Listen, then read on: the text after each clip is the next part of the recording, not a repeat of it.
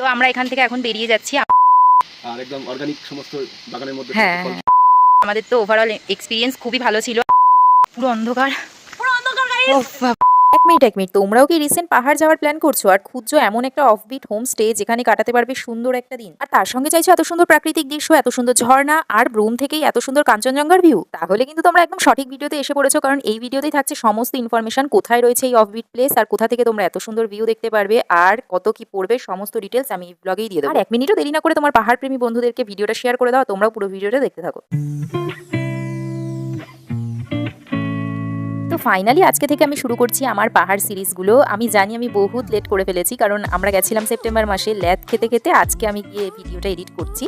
তো চলো শুরু করা যাক। তো hey everyone, welcome back to my channel, আর তোমাদেরকে আবারও ওয়েলকাম আমার একটা নতুন ব্লগ। আচ্ছা তার আগে বলো তো তোমরা কে কে ওয়েট করছিলে? আমি জানি অনেকেই ওয়েট করছিল, ইভেন আমাকে প্রচুর কমেন্ট করেছে সবাই, আর আমার দিদি তো মানে একদম ঠেসে ঠেসে আমাকে বলছে তুই কবে এডিট করবি। তার আগে বলে রাখি আমি কিন্তু এই ব্লগে বেশি ভয়েস ওভার দেবো না, মানে যতটা পারবো আমি তোমাদেরকে ন্যাচারাল বিউটি দেখানোরই চেষ্টা করব।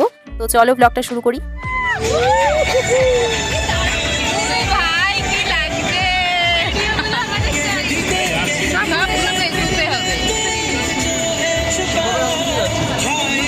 তো আমরা উত্তরবঙ্গ এক্সপ্রেসে করে নেমে গেছিলাম কিন্তু নিউ জলপাইগুড়ি, আর ওখান থেকে এবার গাড়ি করে চলে যাচ্ছি সোজা দার্জিলিং। আর এই প্রথমবার কিন্তু আমরা যাচ্ছি সেবক রোড হয়ে। ভিডিও শুরুতেই তো তোমরা দেখতে পেলে আমরা কতটা এক্সাইটেড, গলা শুনেই আশা করছি বুঝতে পারছো। আর এই রোড হয়ে আমি প্রথমবারই যাচ্ছি, এর আগে যতবারই আমরা দার্জিলিং গেছি আমরা কিন্তু রোহিণী হয়েই গেছি। তো এই রোডের একটা আলাদাই সৌন্দর্য, আর এর আগে না বেশ ঝড় বৃষ্টি হচ্ছিল এখানে আমরা যাওয়ার আগে। তো বাবা মা তো বেশ ভয়তেই ছিল ওখানে কতটা কিরকম আবহাওয়া থাকবে, ইনফ্যাক্ট আমরাও ভয়তে ছিলাম, বাট সেরকম কিছুই না। আমরা যাওয়ার দিন থেকে এখানে রোদ ঝলমলে ওয়েদার ছিল। তো মাঝে একটা স্টপে দাঁড়িয়ে আমরা একটু ব্রেকফাস্ট করে নিয়েছিলাম, আর ব্রেকফাস্ট মানেই তো মোমো। তো মোমো আর চা খেয়ে আমরা আবার বেরিয়ে পড়েছি।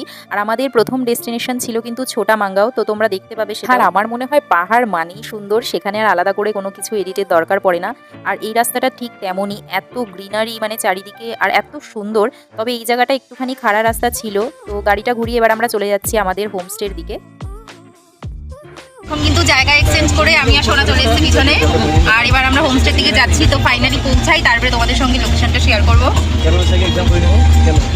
তো এটা হচ্ছে কিন্তু আমাদের হোমস্টের ঠিক আগেই। তো আমাদেরকে বলা হয়েছিল যে রুম যেহেতু ক্লিন হচ্ছে আপনারা একটু দেরি করেও আসতে পারেন। তো আমরা একটু দাঁড়িয়ে গেছিলাম, জায়গাটা এত সুন্দর, কিছু ছবি ভিডিও করে নিলাম।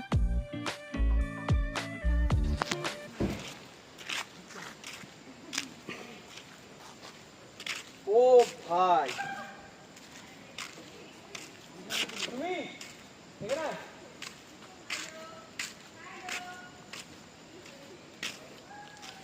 তো ফাইনালি কিন্তু আমরা আমাদের প্রথম হোমস্টেতে পৌঁছে গেছি, আর গিয়ে ফ্রেশ হয়ে এবার লাঞ্চ করে নিচ্ছি। আর আমরা যেই জায়গাটায় বসে খাওয়া দাওয়া করছি এই জায়গাটাও এত সুন্দর, মানে বারান্দায় বসে এখন খাবার খাচ্ছিলাম আমরা, আর সামনেটায় পুরো পাহাড়, মানে এত সুন্দর সিনারি। আর দুর্ভাগ্যবশত আমার কাছে হোমস্টের কোনো ভিডিও নেই, মানে রুমগুলোর। আমি পার্টিকুলারলি প্রত্যেকটা রুমের ভিডিও করেছিলাম, তবে আমার ফোনে যেহেতু সেটা করা হয়নি, আর আমি তারপরে আর পাচ্ছি না। কারোর ফোনে করেছিলাম, আই থিঙ্ক সেটা ডিলিট হয়ে গেছে, তো সেটা আর শেয়ার করতে পারলাম না। তো আমার ভিডিও লেটে আসার এটাও একটা মূল কারণ বলতে পারো, কারণ আমি চেষ্টা করছিলাম যাতে কারোর কাছ থেকে ভিডিওগুলো পাওয়া যায়। তো দেখলাম না কারোর কাছেই নেই, আর কেউ সেরকম রুমের ভিডিও আর করেনি। ট্যুরের শুরুতেই আমরা ভেবেছিলাম যে আমরা কোনোভাবে সময় নষ্ট করব না, চারিদিকটা এক্সপ্লোর। আমরা এখন একটু এক্সপ্লোর করতে বেরিয়েছি, কেমন দেখি অ্যাডভেঞ্চারাস হয়। তো হোটেলের কাকুটাই আমাদেরকে বলে দিয়েছে মোটামুটি বাড়ির মধ্যে দিয়ে গেলে এখান থেকে শর্টকাট 15 মিনিট মতো লাগবে। তো চলো।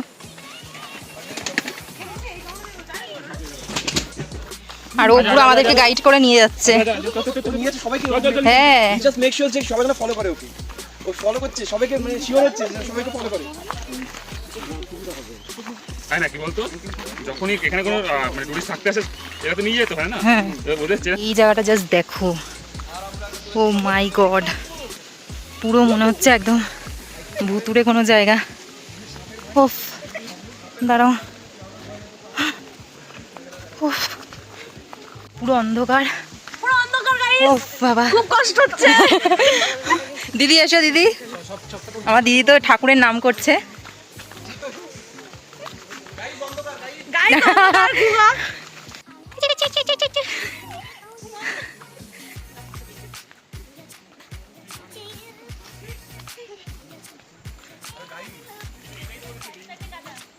ধীরে ধীরে ধীরে ধীরে শোনা।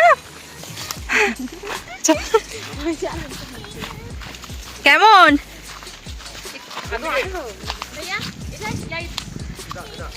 সিধা ঝর্ণার আওয়াজও কিন্তু পাওয়া যাচ্ছে। চলো দেখি কত দূর।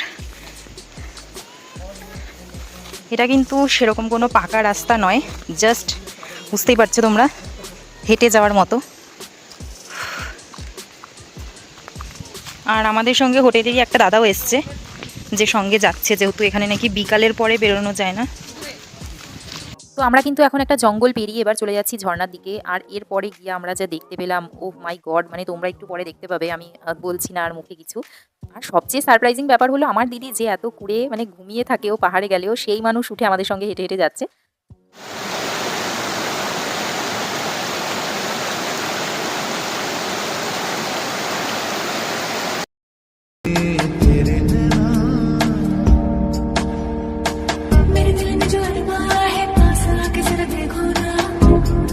তো ওখান থেকে ফিরতে ফিরতে হোমস্টেতে আমাদের প্রায় সন্ধ্যায় হয়ে গেছিল। দিন কিন্তু আমরা খেয়ে নিয়েছিলাম এরকম স্ন্যাক্স, আর রাতে কিন্তু আমাদের কাবাব পার্টিও হয়েছিল, সেটারও আমি কোনো ভিডিও করতে পারি। চলো একবারে তোমাদের সঙ্গে দেখা হবে সকালে। তো গাইজ এই দেখো এখন বাজছে 5:26, আর এই হচ্ছে আমাদের রুম থেকে ভিউ। এই দেখো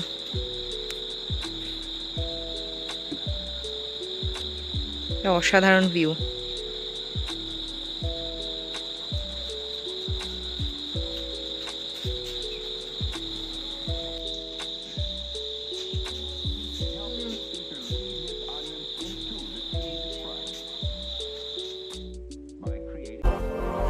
आसमां के परे एक जहां है कहीं, झूठ सच का वहाँ कायदा ही नहीं, रोशनी में वहाँ की अलग नूर है, साए जिस्मों से आगे जहाँ जाते সকালের দিকে কিন্তু हैं। আমরা হাঁটতেও বেরিয়েছিলাম, ইভেন সেই ভিডিওটাও আমার কাছে নেই। তো এরপর আমরা ব্রেকফাস্ট করে নিয়ে চলে যাব কিন্তু নেক্সট ডেস্টিনেশনে। তো আমরা সবাই রেডি হয়ে নিয়েছি। কিছু বলুন। নমস্কার, আমি সঞ্জীব। নেচার লাভ হোমস্টে আমাদের এরকম প্রকৃতির মধ্যে, এত সুন্দর প্রকৃতির মধ্যে নিশ্চয়ই আপনারা দেখেছেন, সামনে দিগন্ত জোড়া পাহাড়, তার মাঝখান থেকে কাঞ্চনজঙ্ঘা। একদমই তাই। কাঞ্চনজঙ্ঘা, আমাদের সাথে আমাদের লেবু বাগান আছে, আর একদম অর্গানিক সমস্ত বাগানের মধ্যে হ্যাঁ, ফল হ্যাঁ, সবজি হচ্ছে, যেগুলো আমাদের আমরা গেস্টের হ্যাঁ, অবশ্যই। আপনাদেরকে কাপড় নিশ্চয়ই দিয়েছে।